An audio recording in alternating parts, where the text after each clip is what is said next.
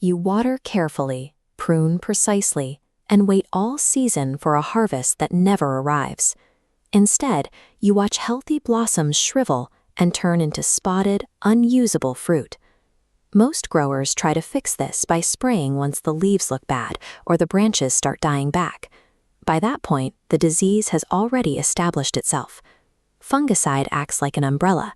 It is highly effective if it is in place before the rain starts, but it cannot dry you off once you are already soaked. It is a preventative shield, not a curative medicine. A successful harvest depends on applying protection at specific stages of the tree's biological development. Before reaching for a spray bottle, you must prepare the environment. The first step is a thorough physical sanitation of the orchard. This involves raking up fallen leaves, removing shriveled mummy fruits from the branches, and pruning out any dead wood where pathogens might hide. Thinning the canopy through pruning increases airflow. Better ventilation reduces the moisture that fungi need to thrive, which lowers the disease pressure naturally. When you do spray, the timing of the day matters. Apply product only in the early morning or late afternoon to ensure the sun does not burn the leaves while the spray is wet. You also need a calm day.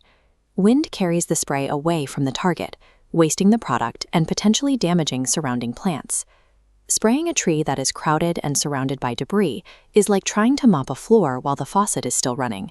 You have to address the source of the mess first. When the branches are bare and the buds are still tight and unswollen, you have reached the first window, the dormant spray. This application targets fungal spores that spent the winter in bark crevices or the soil, neutralizing them before they can activate in the spring. Peach leaf curl is a prime example. The infection happens before the leaves even emerge. A dormant spray is the only way to stop it before the damage becomes visible. The second window is the pre-bloom stage. You will see the buds swelling and flower clusters forming, though they remain tightly closed. This is a high-risk period. Spring rains splash overwintering spores onto the new, tender growth, starting the infection process as the tissue expands.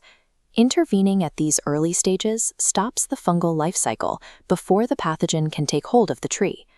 Once the blossoms open fully, the tree is busy attracting foraging bees. This period requires a different approach. Spraying during full bloom can harm the pollinators your tree needs to produce fruit. Without these insects, the flowers will not develop into a harvest. Stop all spraying while the flowers are open, unless your specific product label explicitly states it is safe for bees.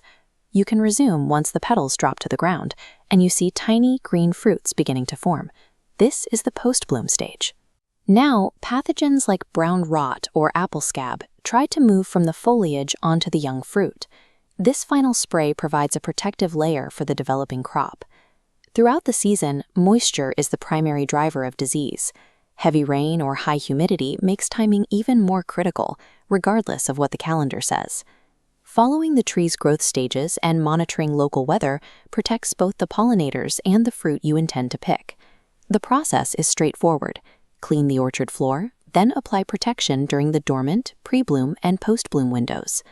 Always follow the product label to rotate different active ingredients.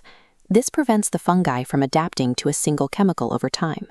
This approach produces cleaner fruit and healthier trees. It replaces the cycle of waiting for spots to appear with a system that prevents them from forming in the first place.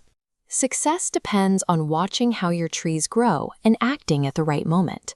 If you're growing peaches, apples, or citrus, subscribe for our upcoming guides on the specific needs of those varieties.